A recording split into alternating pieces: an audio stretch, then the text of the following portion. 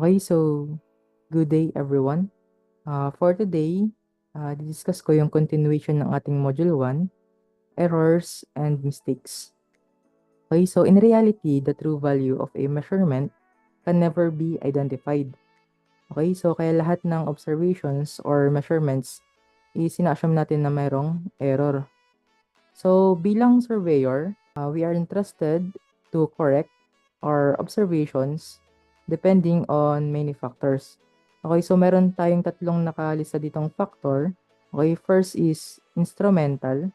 So pag sinabing instrumental, baka nasa equipment or instrument yung source of error. Okay, so second is natural. Okay, so natural or environmental, due to environmental conditions during the survey. And yung pangatlo is due to personal or human error due to carefulness or carelessness of the person during the survey. Okay, so errors resulting from the observer, okay, the instrument, and the environment is called systematic or cumulative error. So, pag ang pinagsama-samang error from observer or observer, error from the instrument and environmental or environment is called systematic or cumulative errors. Okay? And hindi pa ganun kay straight.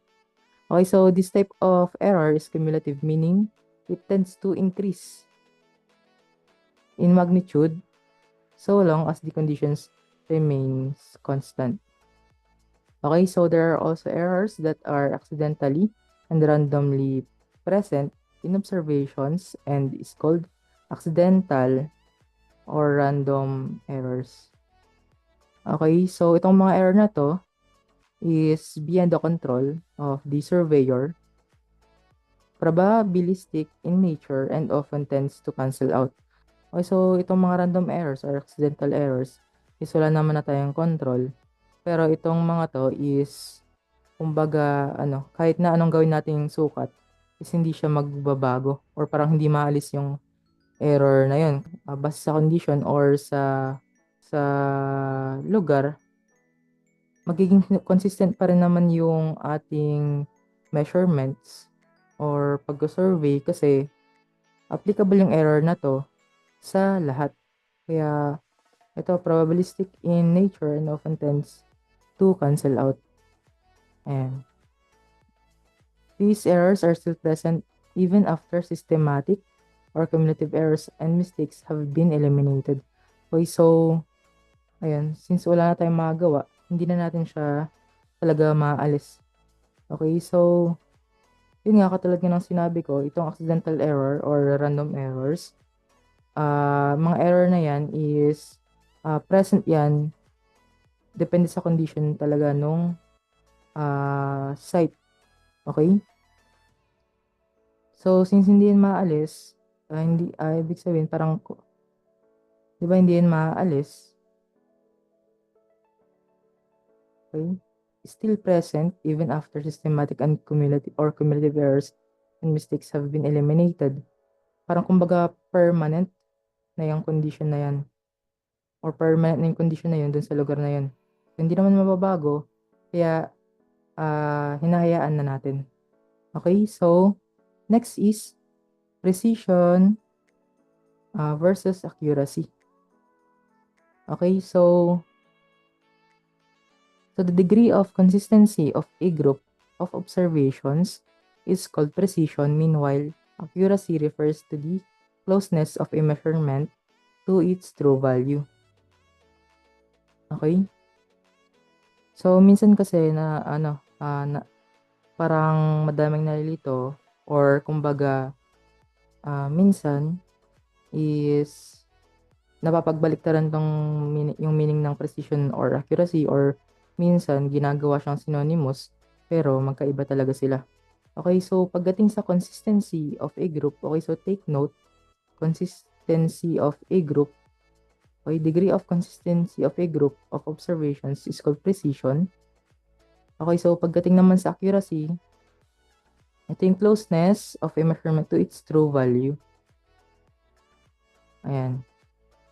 So, dito, okay, meron tayong, kumbaga, figure to understand more difference between precision and accuracy.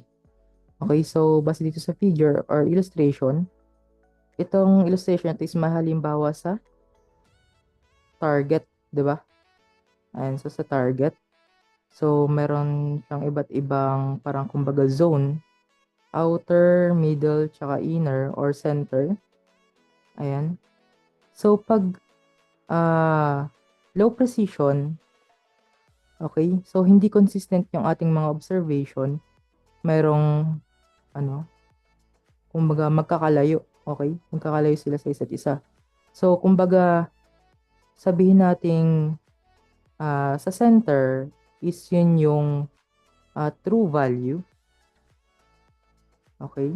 So pinaka center or dead center. Ayan. Kumbaga sa is sa dart or sa archery is ito yung bullseye. So pag bullseye, yan yung true value natin. Pag habang papalayo ng papalayo sa ating center is nagle-less yung ating accuracy or bumababa yung ating accuracy. Okay, so pagdating dito sa illustration number 1, okay, so kung makikita natin, low precision kasi hindi consistent yung ating mga observation. So sabihin natin yung mga tuldok or black dots na yan is yung ating mga observation. So magkakalayo siya, no?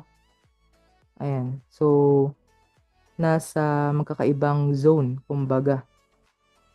So ibig sabihin, pag magkakalayo yung ating mga observation, ibig sabihin low precision.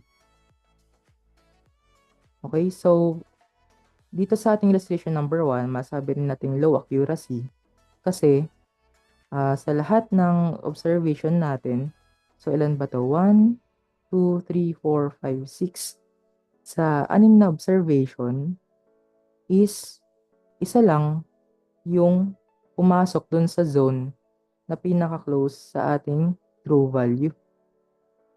'Di ba sabi nga natin kanina, yung dead center or yung bullseye is yung true value natin. Okay, so kung mapapansin natin, isa lang yung kumbaga sumapul doon sa ating true value or at least man lang close sa ating true value.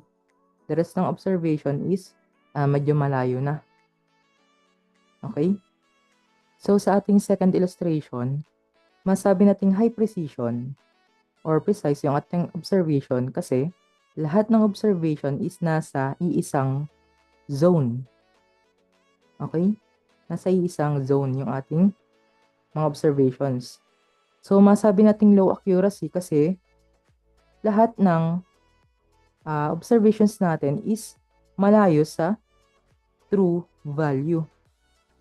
Ayan. So, para naman sa sa ating third illustration, okay, so masabi nating high precision kasi lahat ng observation is magkakasama sa isang zone. Ayan. So, high precision. And high accuracy kasi lahat sila is okay, close to the true value. Okay, so repeat ko lang. So sa ating first illustration, masabi nating low precision kasi magkakahiwalay yung zone ng ating mga observation. Kumbaga magkakalayo sila. So isa lang yung close sa ating true value and the rest is malayo na. Okay, so low accuracy kasi out of 6 observations, isa lang yung close sa ating true value. Okay?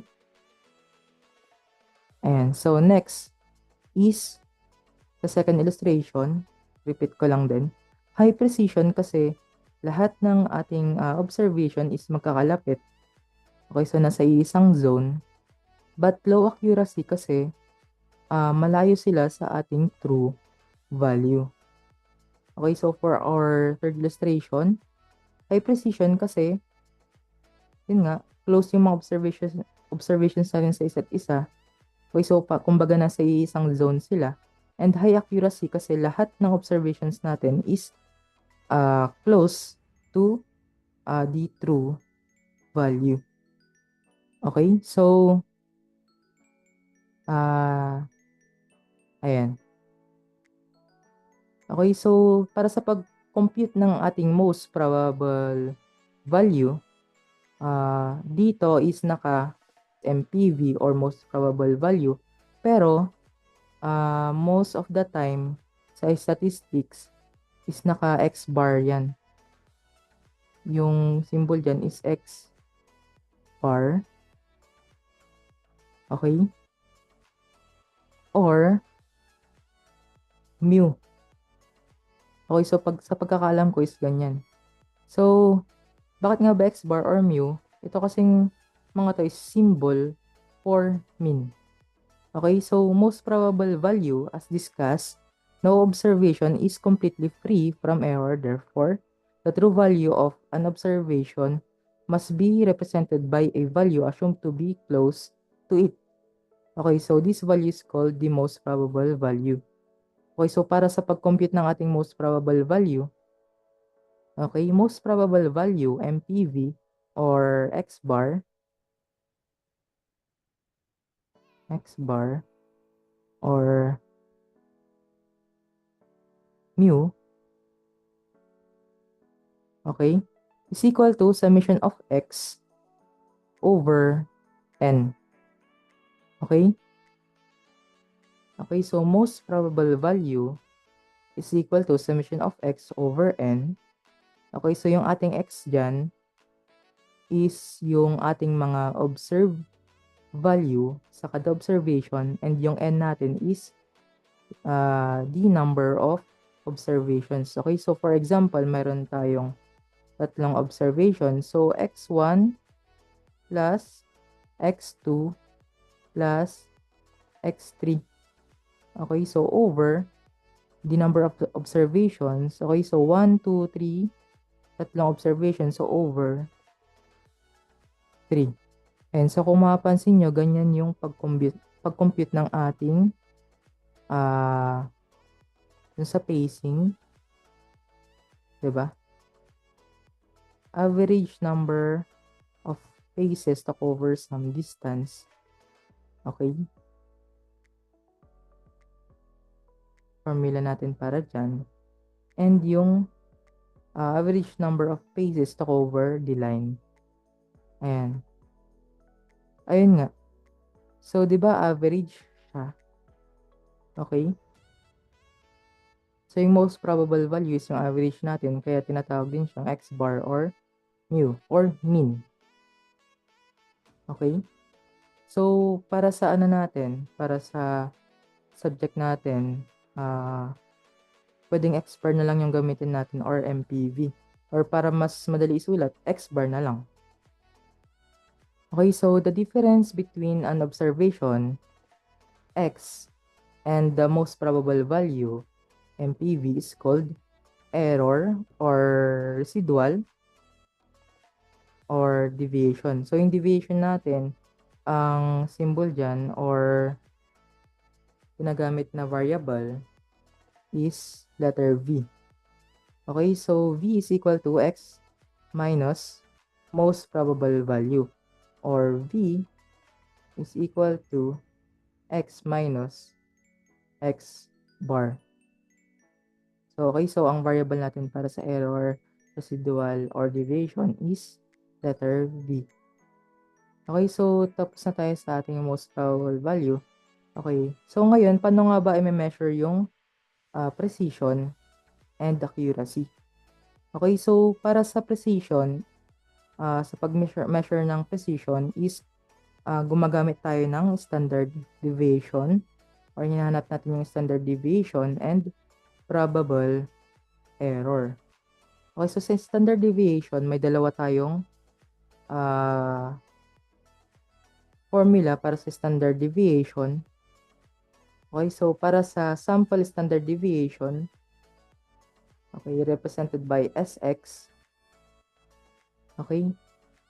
Sx is equal to plus or minus the square root of summation of v squared over n minus 1.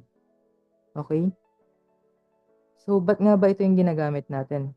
Okay, so in most surveying applications, we use sample standard deviation represented by Sx because most data obtained in surveying are small in size.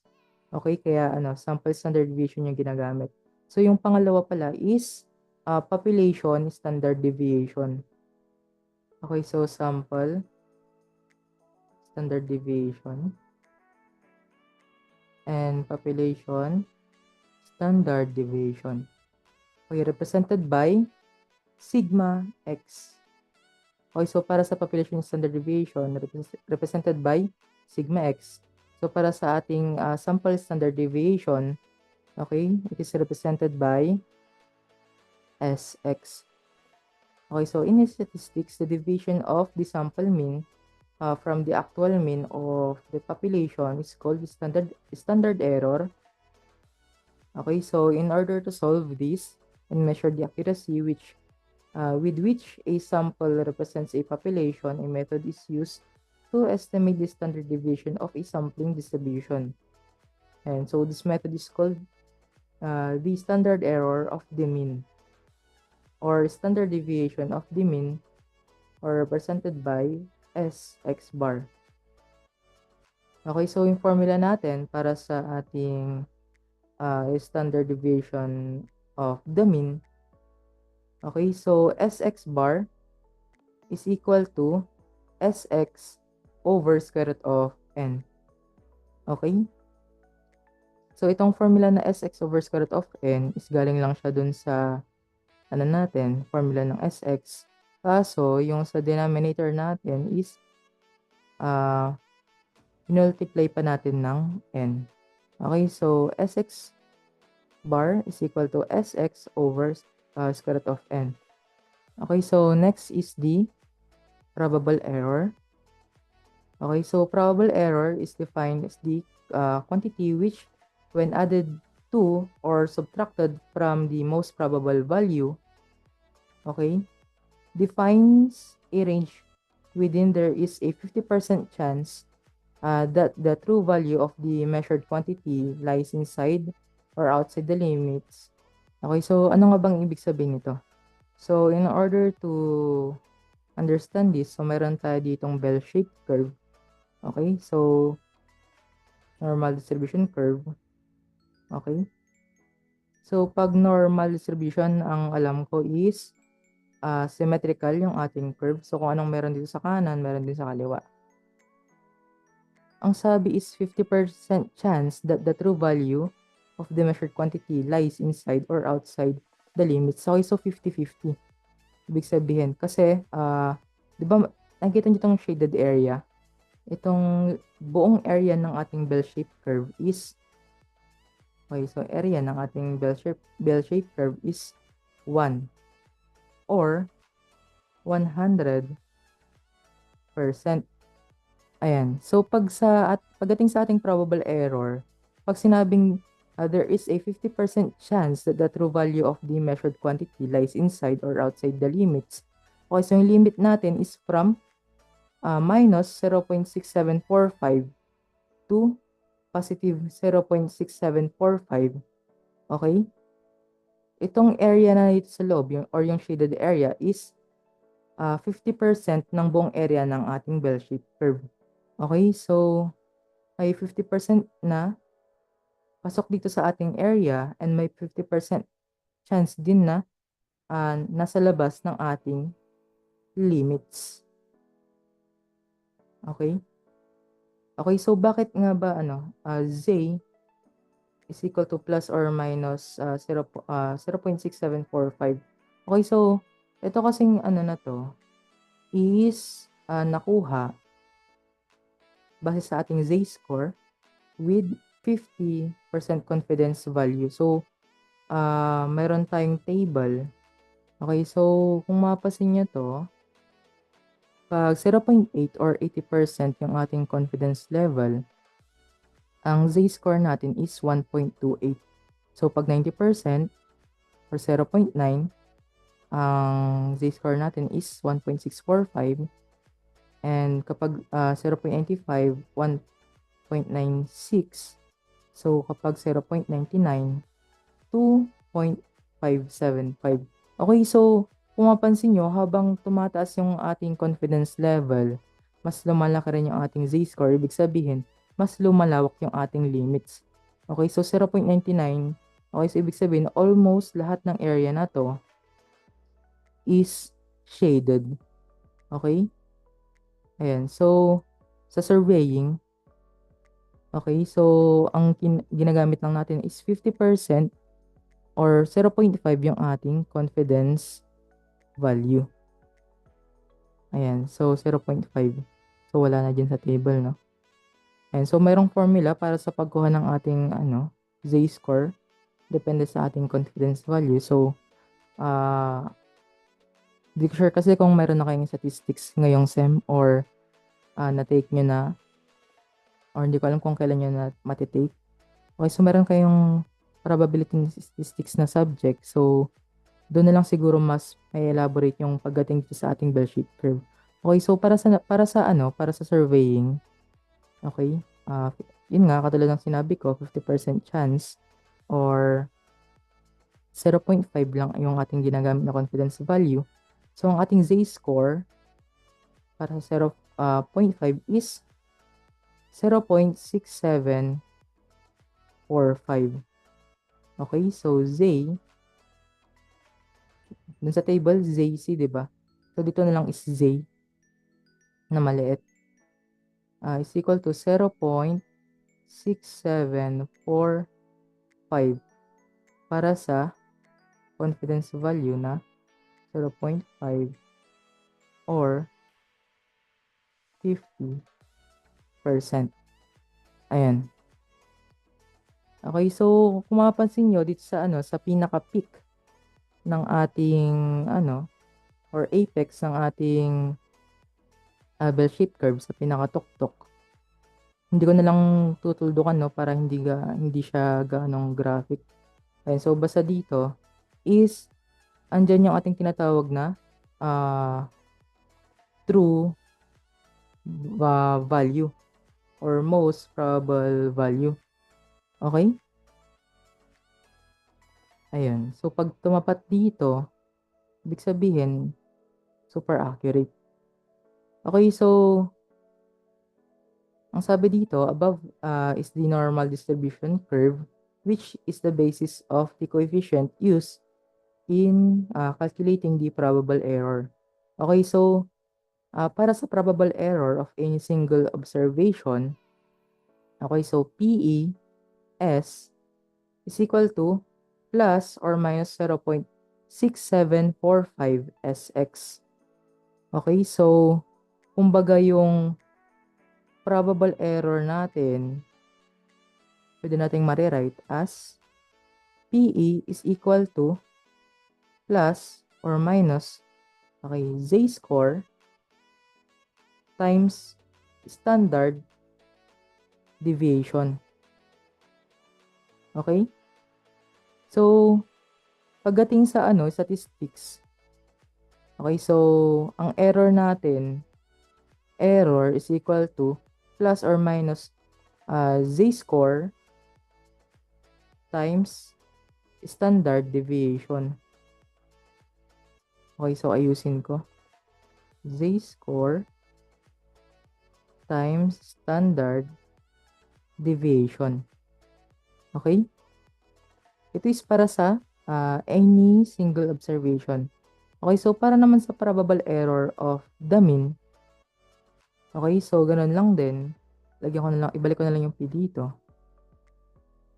Okay, so probable error is equal to plus or minus z-score times standard deviation of the mean. Okay? Ayan, so paano nga ba naging plus or minus to? Plus or minus yan kasi 'di ba pag in-square root natin yung value na makukuha dito sa loob. So, paglabas niya ng square root is, di ba, positive or negative yan. Kasi lahat ng integers na square natin, positive or negative, is magiging positive. So, pag ni-square root natin yung dito sa loob, is positive or negative yung ating value. Okay, so, ayan. So, ulitin ko lang. So, pagdating sa probable error, may 50% chance na nasa loob ng area, nasa loob ng limit, or nasa labas ng limit yung ating mga values. Okay, so, pagdating naman sa accuracy, okay, so, meron tayong relative error of the mean, also called precision. Okay, refers to the ratio. Okay, so wala to, no? Refers to the ratio of the magnitude of the error to the magnitude of the measured value. So, relative error or precision is equal to error over most probable value. Okay, so dyan natin makakompute yung ating accuracy. So, ba't nga ba, paano nga ba natin nakakompute or nalaman yung accuracy ng ating mga value? Okay, so pagdating kasi, di ba, itong error over most probable value, kapag mas maliit yung lalabas dyan, ibig sabihin, mas accurate yung ating observation. So, kapag mas malaki naman yung lalabas dito sa relative error or precision, ibig sabihin, mas hindi accurate. So, next is interrelationship of errors. Okay, so probable errors are either added or multiplied when measurements of known probable values are added. Okay, so the probable error of the sum is given by, okay, so probable error of the sum is equal to plus or minus the square root of, okay, probable error 1 squared plus probable error 2 squared plus probable error 3 squared, and so on and so forth. Okay? So, ito nga gamit na to kapag meron tayong multiple distances or segments na mini-measure. Okay? For example, sa perimeter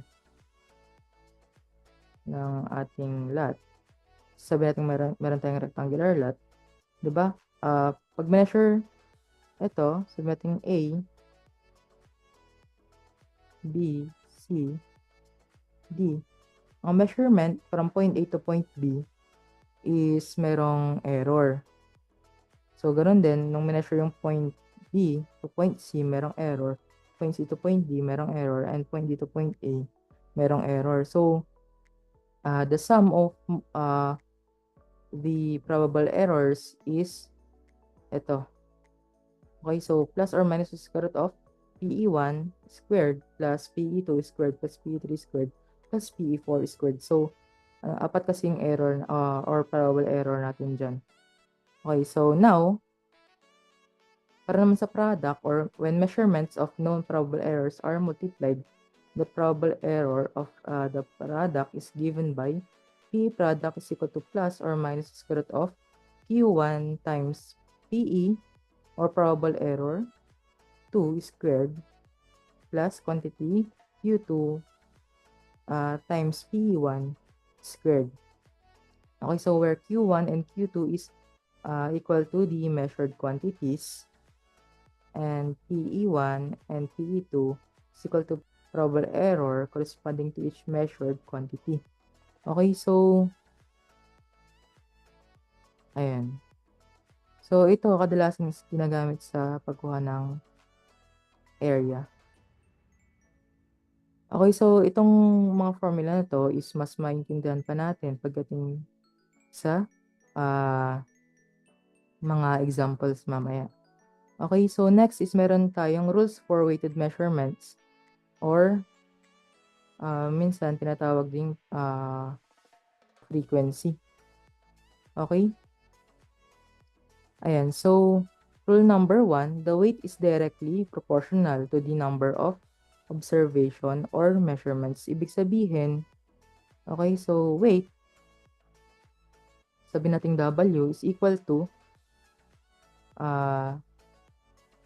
the number of observations or measurements. Okay, so W is equal to N. Okay, so rule number 2, the weight is inversely proportional to the square of the probable errors. Pag sinabing inversely proportional, ibig sabihin W is equal to 1 over PE squared. Ayan. Okay, so third rule is the weight is inversely proportional to the distance. Okay, so weight is equal to 1 over D. And rule number 4, the weight is inversely proportional to the number of setups. Okay, so ayan. So meron tayo ditong mga examples. So para sa problem number 1 or sample number 1, okay, so meron tayong set of data. Meron tayong table. Okay, so given the following data in measuring a distance of a certain line, okay, so iisa lang yung line na measure. Okay, so ang mga na-measure na distance, sabi natin ito is point A to point B. Okay, so tatlong beses na measure yung 47.23 and tatlong beses na na-measure yung 47.22 and apat na beses na measure yung 47.2 and dalawang beses na lumabas sa observation yung 47.28. And so meron tayong mga kailangang solve. So first is determine the most probable value of the measurements. Second, calculate the standard deviation of any single observation. Third, calculate the standard error of the mean. Fourth, calculate the probable error of any single observation. Fifth is calculate the probable error of the mean. And sixth is determine the relative error or precision of the mean. Okay, so para sa paghanap ng ating most probable value, okay, so note that in this problem, the number of measurements corresponds to the frequency. Okay, frequency or weight. Okay, so yung data natin is yung ating X.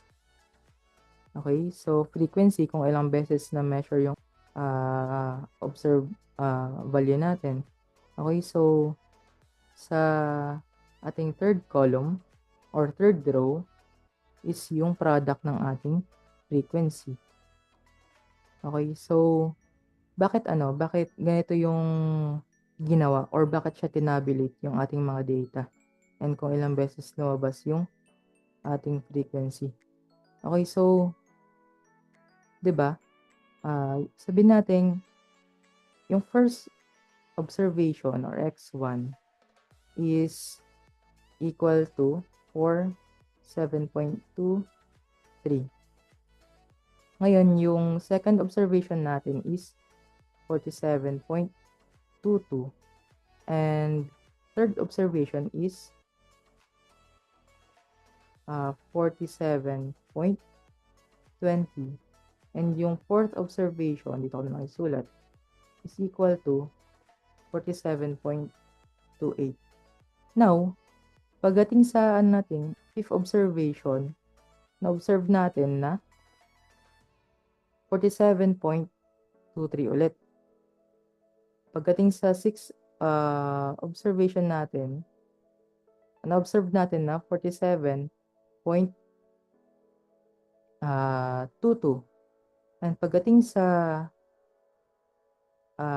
seventh observation is equal to the third observation. And yung pangwalo nating observation is equal to fourth observation. Okay?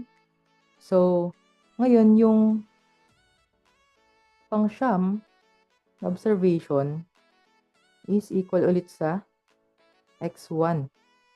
And yung pang-sampung observation is equal to x2 and x6. Okay? And yung 11th observation natin is equal to x3 and equal to x7. And pagdating sa 12th observation, nakita natin na equal siya sa x11. Tanggalin ko na lang x12 dito. Tapos medyo iangat ko na lang yung x. Ayan, saktong-sakto oh. Ang 12 yung page natin. Okay, so, 'di ba? Kung i-tabulate natin, yung x1 tatlong beses na na-observe. Yung x2 tatlong beses din na-observe. Yung x3 apat na beses na-observe, and yung x4 is dalawang beses na-observe. Kaya meron tayong total na 12 observations. Okay, so para mas madali, tinabulate na lang kaysa isulat lahat ng ganito, no? Okay, so meron tayong tinatawag na mode sa statistics. And yung mode is yung most observed value. So, dito sa ating data, ang mode natin is yung 47.2 kasi apat na beses siyang na-observe. Okay, so para sa summation of x, di ba ang formula natin is x bar is equal to summation of x over n. So para sa summation of x natin, ang ginawa natin, in-multiply na lang natin yung frequency or kung ilang beses na-observe yung value natin dun sa ating observed value. Okay, so yung summation of x natin is yung summation ng product ng observed data and ng frequency natin. So, 47.23 times 3 is equal to 141.69. Okay, 47.22 times 3 is 141.66. And 47.2 times 4 is 188.8. And 47.28 times 2 is equal to 94.56. So, pag sinum up natin to, yung mga value natin, or summation of x, is equal to 566.71. So, meron na tayong value for the summation of x, and meron tayong n na 12. So, yung most probable value natin, or x bar, or MPV is equal to 566.71 over 12. Okay, so yung most probable value natin is 47.226 meters. Ayan. So, next is para sa standard deviation of any single observation. Okay, so pagdating dito, sa unang table natin, 'di ba, kung mapapansin nyo, okay, so may nadagdag lang na deviation. So, yung deviation natin, or V, is equal to x minus x bar. Okay, so since sa formula natin is squared yung V. Okay, so in-square natin dito. And so para sa summation of V squared natin, ganoon lang din yung ginawa natin, no? Di ba, para sa summation of x. Ganoon din para sa summation of V squared. Okay, so minultiply na lang natin yung frequency sa ating mga V squared. Okay, so i-rewrite ko lang yung formula dito, no? X or V is equal to x minus x bar. Ayan. So, V squared is equal to x minus x bar squared. Ayan. Okay? So, ayan. So, sa statistics pala, 'di ba standard deviation formula is equal to, or sa sample standard deviation formula is equal to plus or minus the square root of summation of v squared over n minus 1. So, yung nasa loob natin, yung summation of v squared over n minus 1 is yun yung tinatawag na variance sa ating statistics. Okay? So, standard deviation or sample standard deviation is equal to square root of variance. Ayan. Okay, so katulad ng ginawa natin dito sa pagkuha ng summation of x, ganun din yung ginawa natin sa pagkuha ng summation of v squared. So, minultiply lang natin yung frequency sa ating v squared and inad natin lahat or sinum up natin lahat para makuha yung summation of v squared, which is 0.0087. Okay, so n natin 12 pa rin. So, standard deviation, okay, of any single observation is equal to plus or minus square root of 0.0087 over 12 minus 1, which is equal to plus or minus 0.0281. Okay, so itong plus or minus 0.281, so sa ating bell-shaped curve, ayan. For example, yan yung ating bell-shaped curve. Okay, so yung ating bell-shaped curve, yung dulo pala is hindi daw siya lumalapat sa ating x-axis. Okay, so pero close. Ayan. Okay, so sa ating standard deviation, ang sabi nila, 'di ba? Wait lang, ipantay ko lang saglit. Ayan. Okay. So, yung area na to is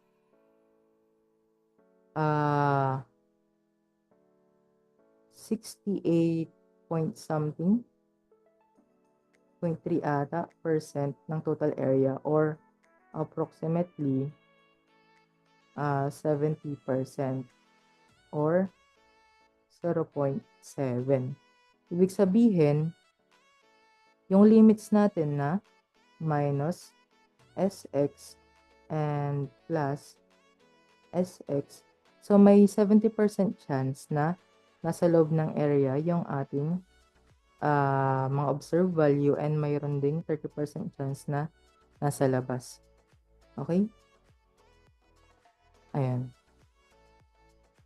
So, pag ito is inad, negative man yan or positive, sa ating mga observation, okay, so meron daw 70% chance na nasa loob ng ating limit or ng ating area, and merong 30% chance na nasa labas. Okay? Ayan. So, yung ating most probable value is nandito sa may tuktok. Okay, so ayan. So, next is para naman sa so para sa ating standard error of the mean or Sx bar. Sx bar is equal to Sx over square root of n, which is equal to plus or minus 0.0281 over square root of 12. Okay, so Sx bar natin is equal to plus or minus 0.008111. Okay? Ayan. So, next is para sa ating probable error. Okay, so probable error of any single observation. So, sabi natin kanina, probable error is equal to z-score times Sx para sa ating single observation.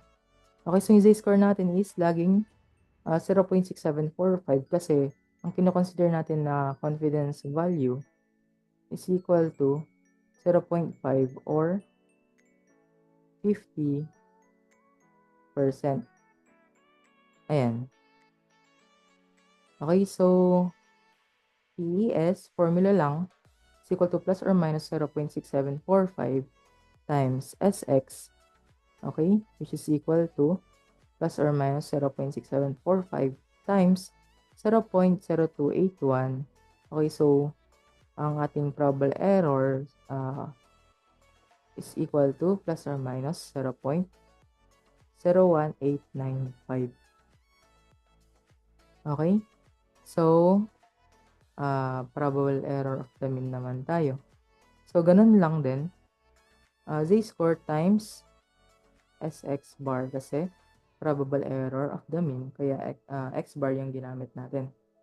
Okay, so EM is equal to plus or minus 0.6745 pa rin. Kasi ganun pa rin. Confidence level natin or confidence value is 0.5 or 50%. Okay. So, multiply sa ating SX bar na 0.008111. So, ang ating, excuse me, probable error of the mean is equal to plus or minus 0.005471. Ayan. So, last, para sa ating relative error or precision of the mean, okay, so relative error or precision is equal to error over most probable value. So, error natin or precision is equal to 0.005741 over 47.226. Okay, 47.226. So, relative error or precision is equal to 1 over 8226.093 or approximately 1 is to 8220. Okay? So, ibig sabihin, isang beses lang tayo nagkakaroon ng error sa distance na 8226.093. So, medyo accurate yung ating observation. Okay, so para mas maintindihan natin kung ano nga ba yung ibig sabihin nito, para ma-determine yung accuracy. Okay, so for example, merong dalawang team. Yung isang team is nagsukat ng distance na 100 meter. Okay, so sa 100 meter na yon, isang beses lang nagka-error. And yung pangalawang team, nagsukat ng 1,000 meter or 1 kilometer and isang beses lang sila nagka-error. Okay, so ano yung masabi nating mas accurate yung measurement? Yung nagkaka-error every 100 meters or nagkaka-error every 1,000 meters? 'Di ba? Yung mas accurate yung nagkaka-error every 1,000 meters. Kaya ibig sabihin, 'di ba, ito is 1 over 100 is 0.01. And ito is 0.001. Yan yung sinasabi ko kanina na kapag mas maliit yung ating relative error or precision, mas accurate yung ating observation. Okay, so kapag mas mataas, 'di ba? Ibig sabihin, mas less accurate. Okay? Ayun. So, next is sample problem number 2. Okay, so the following interior angles of a triangular traverse were measured with the same precision. Okay? And so, angle A is may observed value na 41 degree, 30 minutes, and 46 seconds. So, ito, yung angle natin is naka sexagesimal form. O, so ibig sabihin naka-seconds, minutes, tapos degrees. So kapag gusto niyong i-type yan sa Calcu, so type niyo lang 41, tapos so hanapin niyo lang yung button na mayroong degrees, minutes, and seconds sa Calcu niyo. Okay, so pag tinype niyo yung 41 degrees, 30 minutes, and 46 seconds sa Calcu, okay, so 41 degrees, pinutin niyo lang yun. Katabi siya ng negative button and height button. Okay, so 41 degrees and 30 minutes. So, pag pinindot yun sa Calcu, ganito yung itsura. Ayan. Tapos, 46 seconds, pinutin nyo lang ulit yung button na to. Okay? And kapag in-equals nyo siya, lalabas na yung ganito. Diba? Naka-sexagesimal na siya. So, para malaman natin kapag naka-decimal yung ating angle, okay, pinutin nyo lang yung button ulit na to.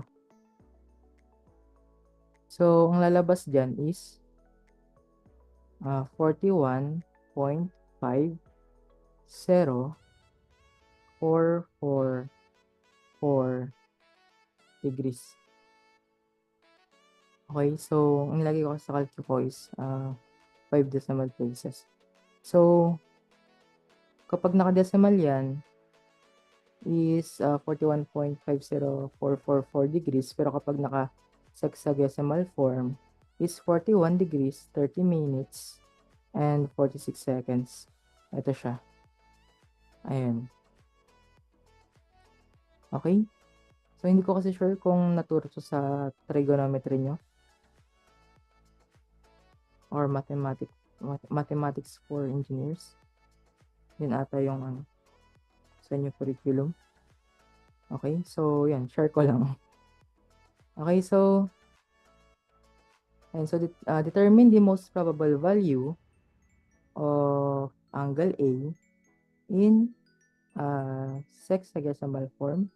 Meron din sa angle B and angle C. Okay, so the sum of interior angles of a triangle. So since ito is triangular traverse, ang ating traverse is triangular or in the shape of triangle. So the sum of interior angles is equal to 180 degrees. Okay? So the sum of interior angles of the traverse is 41 degrees, 46 minutes, 41 degrees, 30 minutes, 46 seconds, plus 77 degrees, 15 minutes, and 16 seconds, plus 60 degrees, 14 minutes, and 15 seconds is equal to 179 degrees, 0 minutes, and 17 seconds. So, sa addition, so, kunyari wala kayong calcu, no?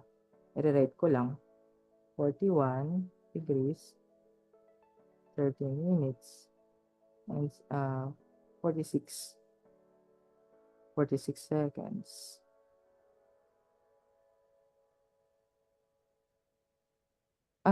46 seconds pala. Ang na-type ko sa calcu ko kanina is 16 seconds dito. So, okay. Pasensya na. So, yan dapat is 41.512.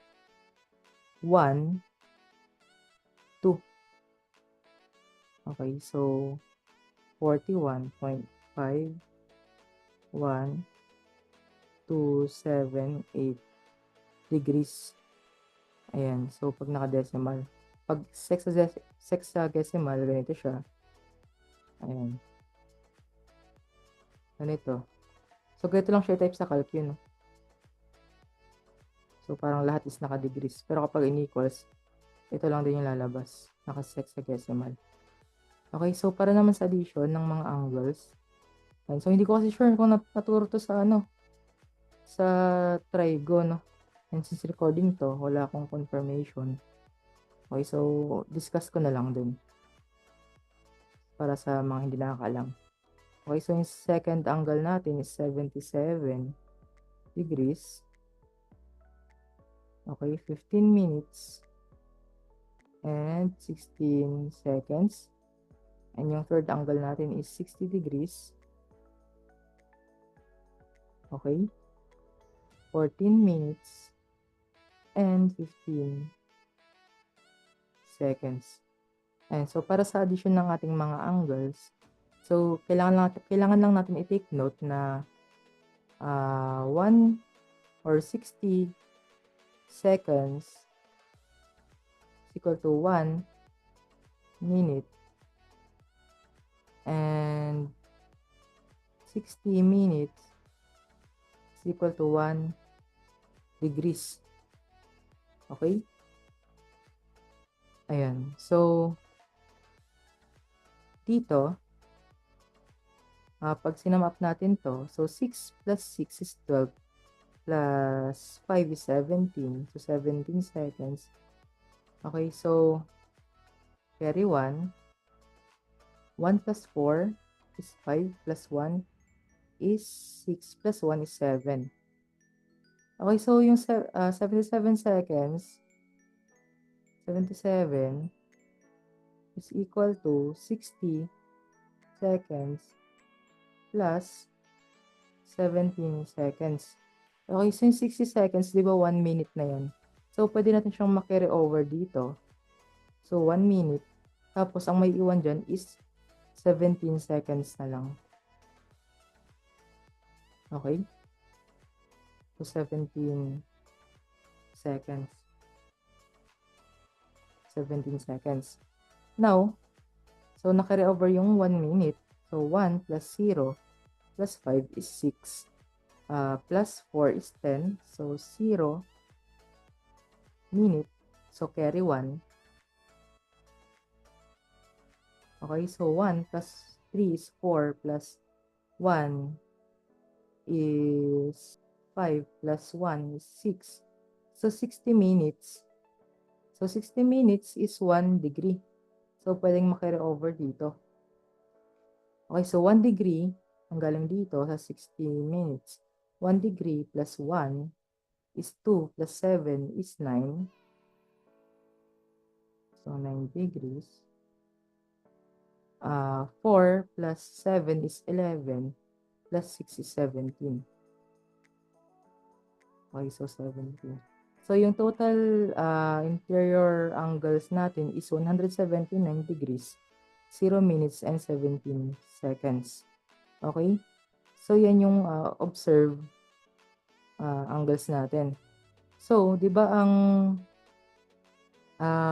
sum of interior angles natin para sa triangle is 180 degrees. So, nagkulang, di ba? Kulang yung ating observe angles. So, mayroong error na 0 degrees, 59 minutes, and 43 seconds.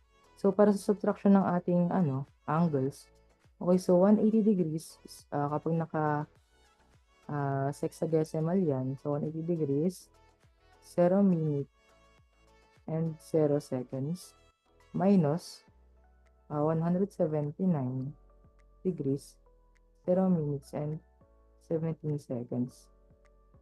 Okay, so since 0 itong seconds, magbabaro ka ng 1 minute dito sa ating minutes. So, since 0 itong ating minutes, okay, magbabaro ka ng 1 degree dito sa ating degrees. So, 1 degree, 180 minus 1 degree is 179 degrees. So, yung binaro na 1 degree, 60 minutes. And magbabaro ka rin pala ng 1 minute from di 60 minutes. So, yung minute natin is magiging 59. Okay? 59. So, yung 180 degrees natin, pwedeng maririte na 179 degrees, 59 minutes, and 60 seconds. Okay, so minus 179 degrees, 59 minutes, 0 minutes pala. Okay, so 179 degrees minus 0 minutes, 17 seconds. So, 60 minus 17 is 43. And 59 minus 0 is 59. And 179 degrees minus 179 degrees is 0 degrees. So, ito siya. Ayun. So, yan yung error natin. Or V, diba? Base dito sa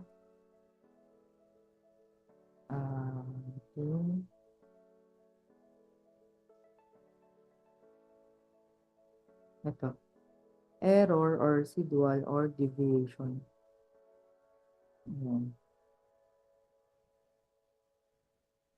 So, balik tayo sa problem number 2. Okay? So, positive yung error natin. Therefore, error must be added. Okay? Must be added. Note, the total error must be distributed among the interior angles. Okay? So, the angle measured the most frequent must have the least error. Okay? Meron tayong table. Okay, so angle ABC, value, or mga angles natin, and number of measurements. And meron tayong weight of error or yung sa weight of error natin kasi is dito distribute yung dito natin malaman kung paano distribute yung error natin kasi hindi naman pwedeng i-average lang. May percentage din na tinatawag. Okay, so di ba yung weight natin kanina is sinabi sa rule number 4 na weight is inversely proportional to the number of setups. Okay, so di ba ang sabi is number of measurements? Ito, kaya yung weight natin or frequency is hindi siya proportional or inversely proportional. Ibig sabihin, W is equal to 1 over setup. Ito, yung N natin dito is hindi siya N ng buo. N lang siya ng A. Okay? Ayan. W is equal to 1 over NA. Yung setup natin. Setup A, setup B, setup C. Okay? Itong mga number of measurements is N yung mga yan. N na mismo yan. So, hindi naman pwedeng NA, NB, NC. Hindi naman pwedeng i-total yan kasi 'di ba magkakaibang set of observation yan. Okay? Kumbaga, dito sa unang problem, sabi ko nga, is isang line from A to B. Now, dito ino-observe since angle. Okay? So, kung setup yan, meron tayong A, B, C. O setup AB. Kung distance yung kinocompute ha. So, meron tayong AB, BC, and CA. Ngayon, dito sa table natin is angle between line AB and line AC is angle A. Okay? Angle B is the angle between AB and BC. And angle C is angle between AB and CA. Ayan. So, magkakaibang setup. Okay? So, kaya inversely proportional. So, baka dyan kasi malito eh. 'Di ba? Baka mamaya pag sinabing number of measurements, N na agad yan. Tama naman, N. Pero ito is N ng A. Ito is N ng B. Ito is N ng C. And ito, itong mga value dito is, kumbaga yan na yung mga most probable value. Or na-average na mismo yung mga yan. Okay? Most probable value. Ayan. So, weight of error, W, okay, so inversely proportional sa setup, 1/5. And sa angle B, 1/6. Sa angle C is 1/2. Okay, and total or summation of W is 13/15. Okay? Para makuha yung true angle natin, true angle is equal to measured angle plus or minus total error times relative weight. Okay, so relative weight natin is the weight over the summation of the weight. So, yung relative weight kasi is yung percentage natin, no? Percentage of error. Kumbaga, sa relative weight, dyan na-distribute yung ating error. Okay, so true angle is equal to measured angle plus or minus. Okay, so for our problem, plus yung gagamitin natin kasi positive yung ating error. Okay? Plus quantity error, total error. Okay? So for this is 59 minutes and 43 seconds times yung relative weight natin. So yung relative weight is equal to weight over summation of the weight. Okay? So ito kasi kumbaga dito natin makikita yung percentage ng ating ating error para ma-distribute natin evenly kasi ang sabi 'di ba, total error must be distributed among the interior angles. The angle measured the most frequent must have the least error. So ibig sabihin kapag mas madami yung measurement na ginawa, ibig sabihin mas sure tayo na yun yung most probable value or mas less yung error natin doon kasi 'di ba higher or more frequent na ginawa yung observation. So kapag konting beses tayo nag-measure, ibig sabihin mas malaki yung error na makuha natin. So for this example, 'di ba 6 yung natin, most frequent. Okay?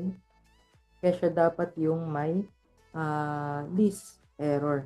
So, paano nga ba natin malalaman? Diba sa relative weight natin, weight over summation of weight, itong 1/5 over 13/15, so our WA is equal to 1/5 over 13/15. So, pag kinalki natin yan, is equal to 3/13. And yung RWB is equal to 1/6. 1/6/13/15. Okay, so hindi ko na isulat dito ilalagay ko lang sa calcu. So, 5/26. So, our WC is equal to 1/2 over 13/15, which is equal to 15/26. And kapag tinotal natin to, or relative weight, total is equal to, ito is 1. or 100%. Okay? So, sa pag-distribute ng ating ng ating error sa bawat angle, so, ilan nga ba yung percentage ng ating RA? So, RA is equal to 23 equal to 23.077%. RWB is equal to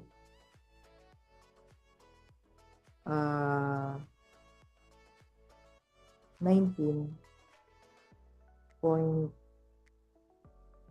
so 19.231%. And para sa ating RWC, so 57.692. Okay, so kung mapapansin nyo, pinakamalit yung sa ating B. 'Di ba? Yan tinatawag natin least error. 'Di ba? Siya may pinakamababang error.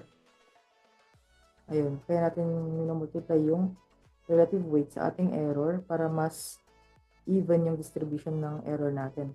Okay, so sa natin, sa A, or most probable value, sa A, plus, for 41 degrees, 30 minutes, 46 seconds, plus 40, quantity 0 degrees, 59 minutes, 43 seconds times 1 over 5 over 13 over 15, or pwede na rin sabihin na times 0.23077.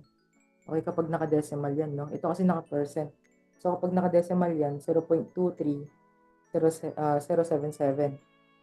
Okay, so, through angle A is 41 degrees, 44 minutes, 32.85 seconds. So, wala nang mas mababa pang sa seconds na, kaya naka-decimal na lang yan. 32.85 seconds.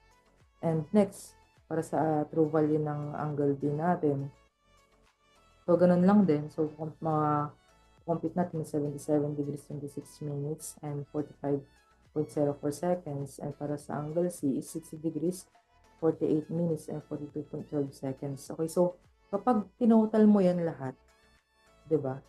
Angle A plus angle B plus angle C is 180 degrees na yan. Kasi, plus na natin yung error. Okay? Ayan.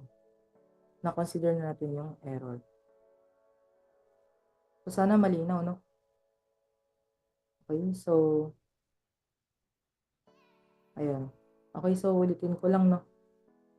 Kaya natin minumultiply yung relative weight sa total error is para ma-distribute. Okay, so, para mas patas, kumbaga. Hindi siya pantay, pero patas. Okay? So, magkaiba kasi yun, di ba? Dito, sa ating first problem, okay, so, pantay. Dito, sa ating second problem is patas. So, sa first problem, pantay-pantay, saka patas. Dito, second problem, not necessarily na maging pantay siya, pero dapat maging patas. Okay? Ayun. Okay, so kaya natin multiply yung relative weight, okay, para ma-distribute yung ating error. So, yun nga, kapag mas maraming observation, ibig sabihin mas accurate. Okay? Yung pinakamaraming observation is yun yung may least error, and yung may pinakakonting observation, yun yung may pinakamalaking error. Ayan, kaya kung mapapansin nyo, diba, 57 or halos 58% ng error natin is magagaling sa angle C. Okay? Ayan. So, next is Sample problem number 3. Okay, so the data shown in the table below are observed elevation of a point by running a line of levels over 4 different routes in meters. Okay, so route A, ang observed elevation is 310.16 and may probable error na plus or minus 0.08. Sa route B, okay, observed elevation is 308.72 with probable error of 0.04, and route C, 310.28 yung observed elevation na mayroong plus or minus 0.02 na probable error, and route D, ang observed elevation, okay, is 310.24 and may probable error na plus or minus 0.01. Okay? Okay, so number 1, using method of least squares, determine the weight of elevation taken from route D. Number 2, determine the corresponding relative weight of the elevation taken from route B if the relative weight of route A is set as 1. Number 3, determine the most probable value of the elevation of the observed point. Okay, so para sa solution, ayan. So using the method of least squares, the weight is inversely proportional to the square of each probable errors. Okay, so sa method of least squares, para malaman yung weight is i-squared lang natin yung probable error. Pero 'di ba sabi kanya sa rule number 2 ba? Para sa rule number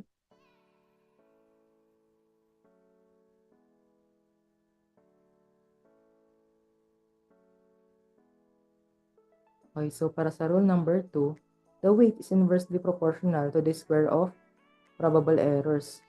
Okay, so dito, okay, so weight is inversely proportional to the square of probable error. So inversely proportional, W is equal to 1 over E squared. Okay? So, para sa table natin, para makuha yung weight, so weight is 1 over 0.8 squared, which is equal to 156.25, and para sa B, 1 over 0.04 squared is equal to 625. Okay, so number 1, weight of elevation taken from root B. Ayun. Ang hinahanap is weight of elevation taken from root B. So, base sa ating computation, yung weight sa ating root D is 10,000. So, ito na yun. 10,000. Okay, so next is the corresponding relative weight of the elevation taken from root B if the relative weight of root A is set to 1. Okay, so in relation to relative relation. Okay, so kapag yung relative weight natin sa ating root A is equal to 1, yung corresponding relative weight ng elevation taken from root B, divide lang din natin ng 156.25. Okay? So, makakuha natin is 4. Ayun. So, ito na yung sagot. 4. So, kapag hinahanap is corresponding relative weight of the elevation taken from root C, so 16 yung ating answer. And kapag root D is 64. Okay? Ayun. Kung mapapansin natin, di ba? Katulad dun sa problem number 2, kung sino yung may pinakamababang weight, siya yung pinaka-accurate. Okay, so accurate observation. So, dito, sa ano natin, sa ah, pagkuha ng most probable value of the elevation. Okay, so,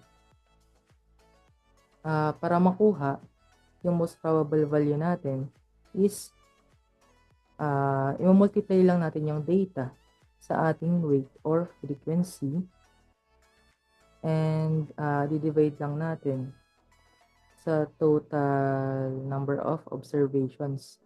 Okay, so ayan, so para sa relative weight, ito yung n natin is 85. Okay, so frequency or relative weight, n natin is 85. Ayun, so kumbaga dito rin sa may sa may problem number 2. So yung summation of W natin is yan din yung n natin para sa setup. Okay? Yung summation of W. Ayun, so yung dito, okay, so yung n natin is ito. Para sa observation, yung frequency is ito, 85. Okay, summation lang ng lahat ng weight. Okay? So, N is equal to summation of W, di ba? Ayan. Okay, so, i-multiply lang natin, di ba? Nadidistribute din yung error. Okay, so, para sa data natin, para sa root A times 1, okay, so 310.16, sa root B times 4, 1,234.88, sa root C, 4,164.48, sa root D, 19,855.36. Okay, so yung total dyan is, or summation of X, is 26,364.88. Okay, so para makuha yung most probable value is summation of X over N. Okay, so most probable value natin is 310.1751. Ayun, katulad nga ng sinabi ko kanina, 'di ba, kapag mas mababa yung weight mo or kung sino yung may pinakamababang weight or relative weight is sa kanya pinaka-close yung ating most probable value. Okay, so dito sa sa lahat ng to, 'di ba?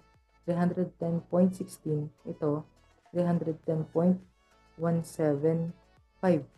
So ang discrepancy lang is 0.0151. Yun lang yung discrepancy.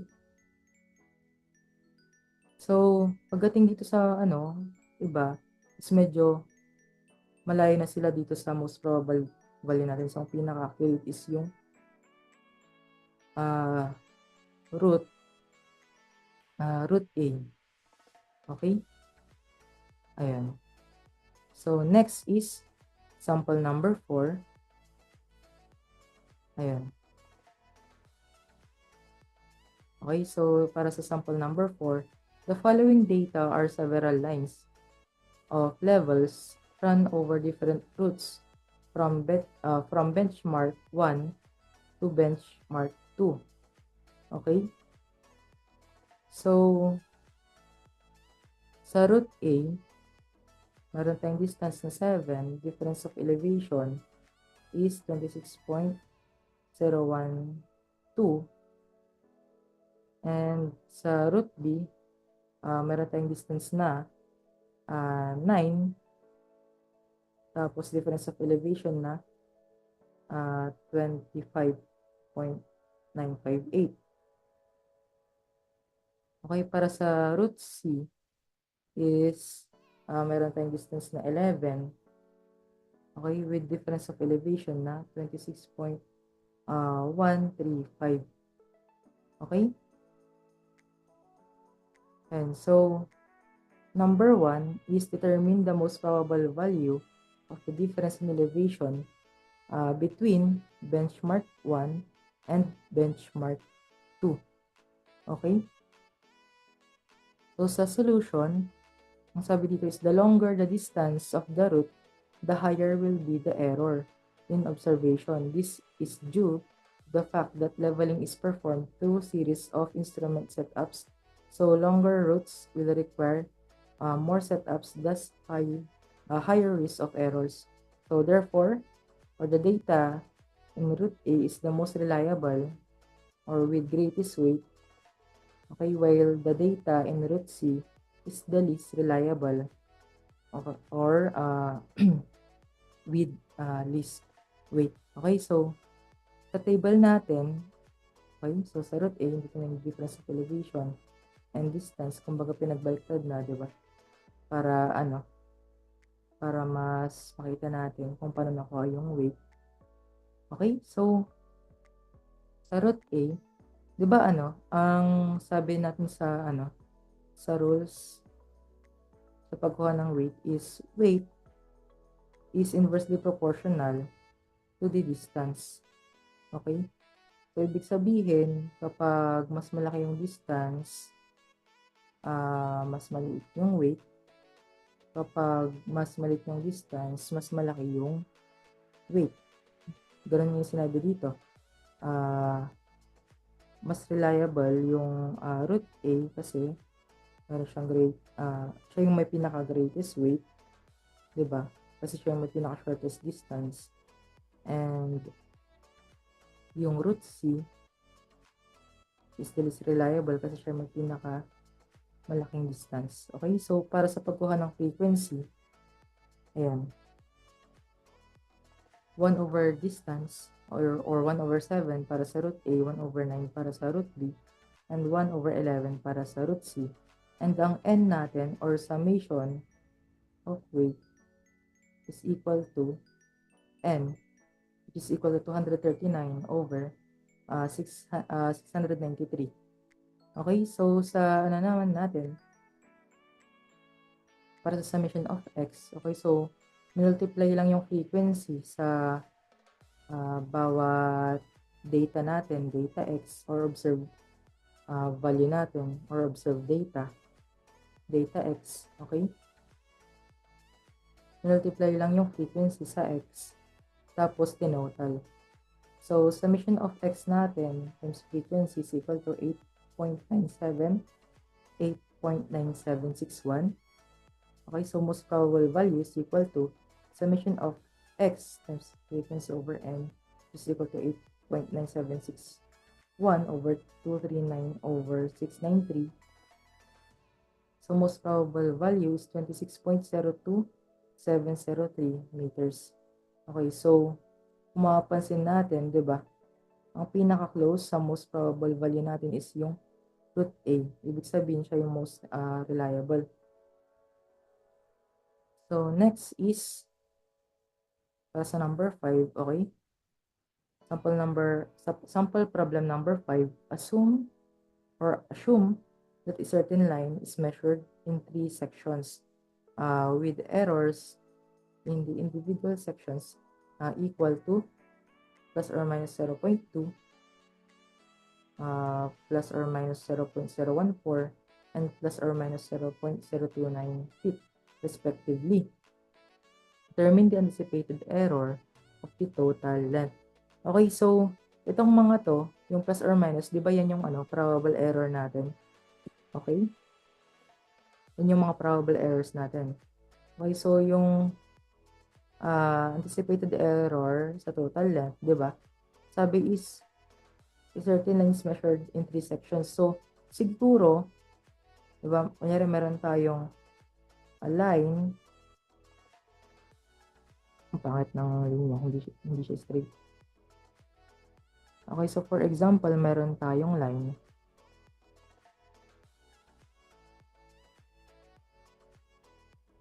For example, meron tayong line. Isa pa. For example, meron tayong line. Ayan, so medyo straight na. Ngayon, hindi natin siya masukat ng buo kasi nga limited lang yung kayang sukatin ng ating tape measure. Ayan, so mineasure natin yung isang line ng 3 beses sa parang nahati siya sa 3 sections. Okay, so 3 section. Ayan.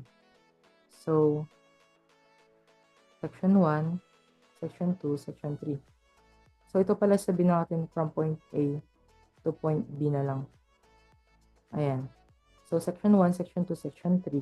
Okay, so section 1, mayroon tayong probable error na plus or minus 0.02. Sa section 2, meron tayong probable error na plus or minus 0.014. And sa number 3 or section 3, meron tayong probable error na 0.029 feet. Okay, so yung total error natin para sa buong line or total anticipated error para sa buong length ng AD is formula lang para sa PE sum is equal to plus or minus square root of probable error section 1 squared plus probable error sa section 2 squared, which is 0.014, and probable error from section 3 squared, which is 0.029. And yung PE sum natin is plus or minus 0.039 or plus or minus 0.0379. Ayan. Okay, so next is problem number 6. Okay, so the two sides of a rectangular lot were measured with certain estimated probable errors as follows. Okay, so yung width natin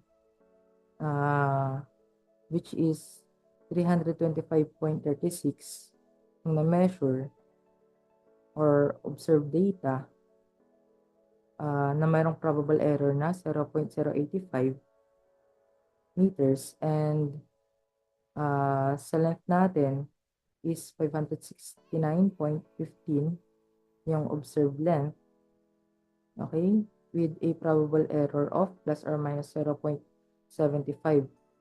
Okay, so number 1, determine the probable error in the area of the rectangular lot.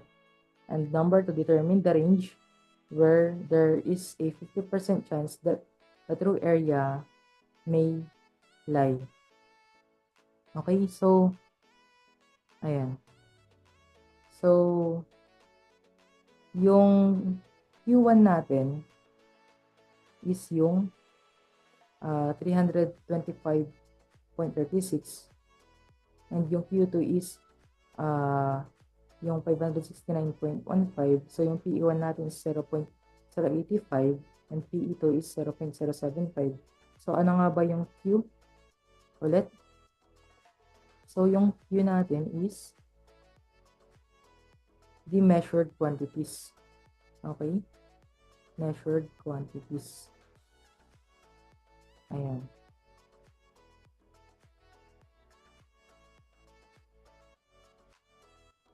Okay? Ito. Okay, so para sa probable error in the area or PE product, okay? Diba? Kasi ang area is equal to length times width.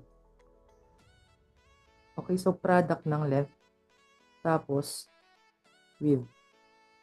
Okay?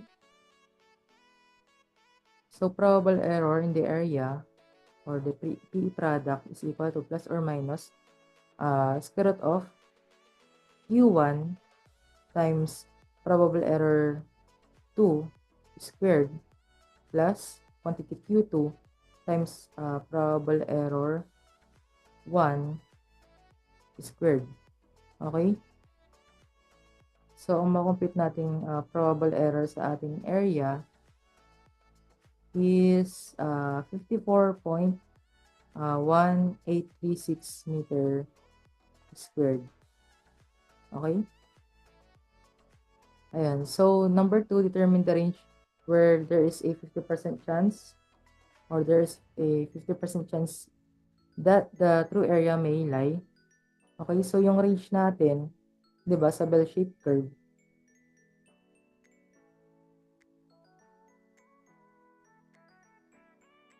Ayan. Okay, so ito yung area. Ayan.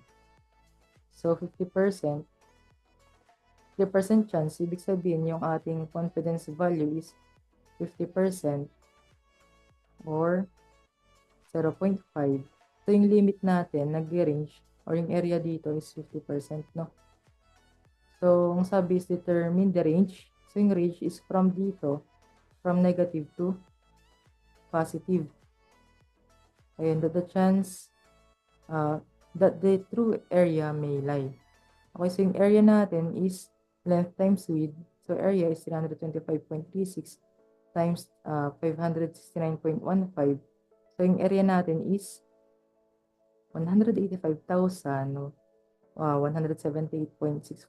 meters squared. Okay, so yung range natin is plus or minus 54.18 excuse me, plus or minus 54.1836 or from 185 124.4, gitna ko na lang, no?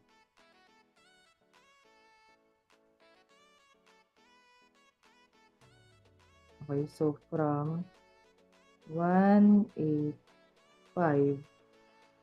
124.464, okay,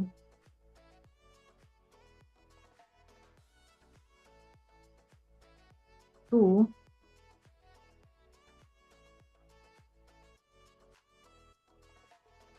185 232 0.8276. Okay, so yung ano natin, true area natin, which is sabi natin x is greater than 185,124.464 4604 pala to.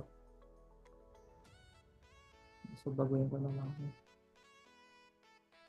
4604 but less than okay, so the true area is nag-range from 185,124.4604 to 185,232.8276.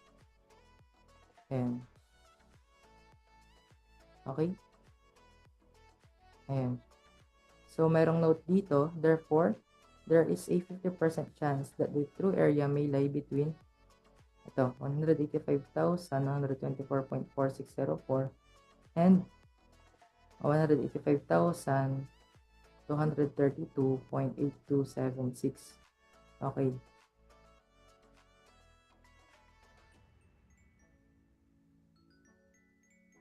Ayan.